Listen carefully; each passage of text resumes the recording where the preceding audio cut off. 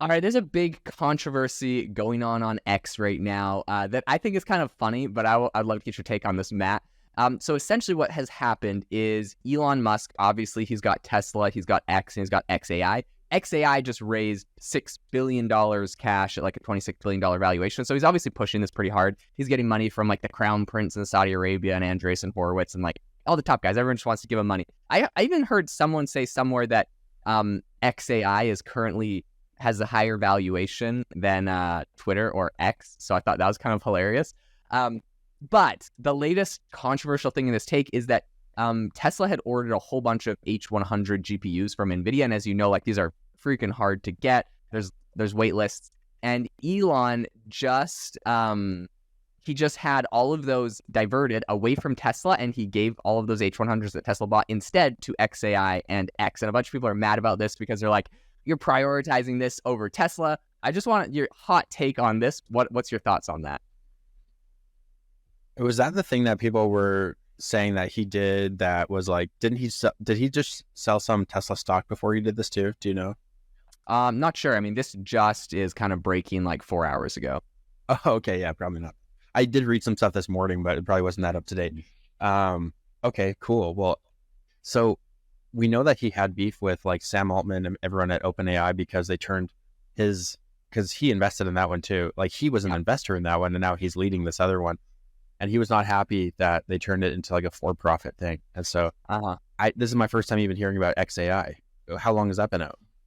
xAI, so essentially you've already heard about it. You just probably didn't notice the implication. So it's what about Grok? It's Grok. Okay. So Grok is xAI's product essentially. And Elon essentially spun out xAI. So what he did was he gave xAI 20% ownership of X and essentially an exclusive contract to all of their data. So he's spinning up a competitor to ChatGPT based off of X's data. He shut off the pipeline, so OpenAI cannot train on X's data. Instead, they got to go to like Reddit and stuff. And then he's using a lot of the compute and a lot of the, obviously, literally using the compute, like stealing Tesla's GPUs and putting them onto this project. But like they just raised $6 billion. So it's serious. It's actually now the second most funded, I believe, AI startup after OpenAI. Holy cow. He just leapfrogged Anthropic. So he now has the second highest funded AI startup. But a lot of people are mad because they're like, longtime Tesla investors. They're like, you're leaving us behind. You're forgetting us. Whatever. Hell yeah. That's my response. Well, He's like, cowboy. It's like, yeah, it's like you've got to prioritize the thing that has larger value. I'm sure that Tesla will also in return feed off of the AI. Like AI is AI, right? Yeah. Like Tesla will also get AI that xAI creates, and I bet xAI is going to have some cool data from Tesla as well. I don't know. 100%. Yeah. I was even going to say, like, Grok is obviously, like, I see it as probably becoming the Siri for Tesla cars is going to be, like, Grok. That's going to be their assistant. So it's like, it's all going to be integrated anyways. I think when people get mad about one company or the other maybe doing better or worse, it's just like, they're all going to benefit. It's kind of the same story when people were complaining that Elon took the job running Twitter and spending so much time on it. It's like, obviously, Tesla is getting enormous value out of that because he retweets like Tesla cars in every major announcement. And now it's beyond just like, I don't know, big news. It's like global breaking news of the person that owns one of the biggest social platforms in the world talking about like one product in particular a ton. Tesla gets massive free value from that. Yeah, it's always circular. So you should just, if you're in Tesla or in SpaceX or in anything that he's involved with, you should just pray for his abundance. Yeah, his growing. Pray for his abundance. He needs more of it. I'll quote you on that. For that okay, so here's something interesting. So there was a tweet that Elon just responded to, actually. Breaking news, he has now responded to this. So the original tweet was, Elon ordered Nvidia to ship thousands of AI chips reserved for Tesla to X and xAI. This actually could also just like low-key be a cost-saving method where like Tesla did a bunch of layoffs recently, and he's like, well, I just raised a ton of money over here, so the bank account's full over here, and Tesla might want to cut some stuff, so send them there. I don't know if that's the case. This is what he responded to that. He said, Tesla had no place to send the Nvidia chips to turn them on, so they would have just sat in a warehouse. The south extension of Giga Texas is almost complete. This will house 50,000 H100s for full self-driving training. So it appears that they didn't actually have, they didn't actually have like the storage for them, allegedly. I don't know, right? But yeah, anyways, that's kind of interesting. He responded on that.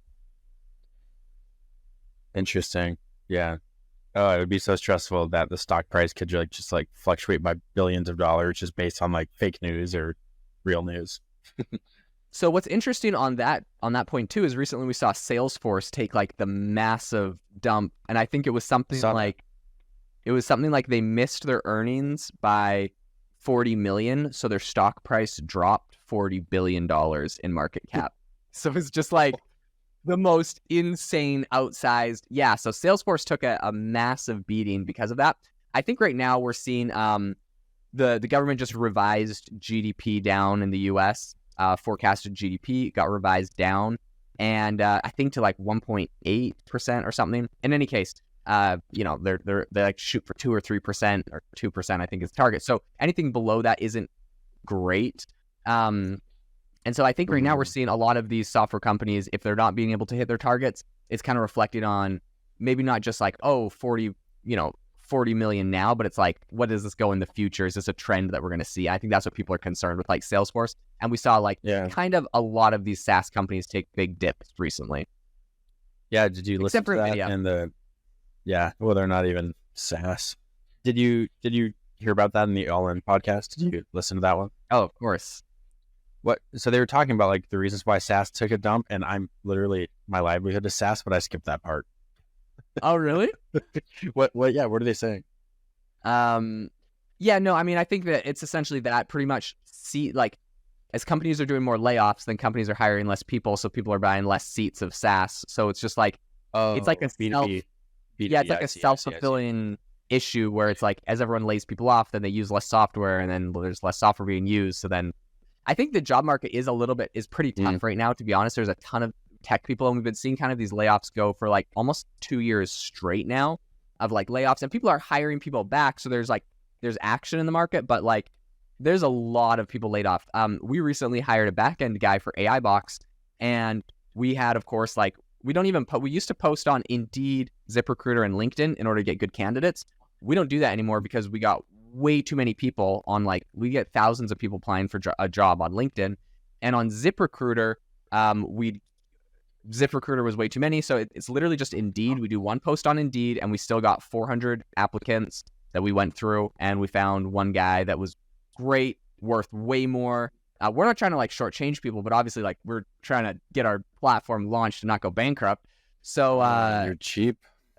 Real cheap. So anyways, we found a guy that's amazing experience, and he's like, yeah, I'll take a chance on you because you're a startup. But also he was like, yeah, like I was laid off in like September last year, been looking for something. So I think there was a number of people like that where like, and they're like, oh, I've been working on my own side projects. Maybe they had some sort of like, some sort of money when they left their company. But I think there's a lot of people looking for jobs. And so it's the job market, and SaaS is suffering for it. Yeah, well, that doesn't affect my company, thank goodness. Influencers are still rolling in it, and the influencer industry is booming. So that one is growing, dude. Holy cow.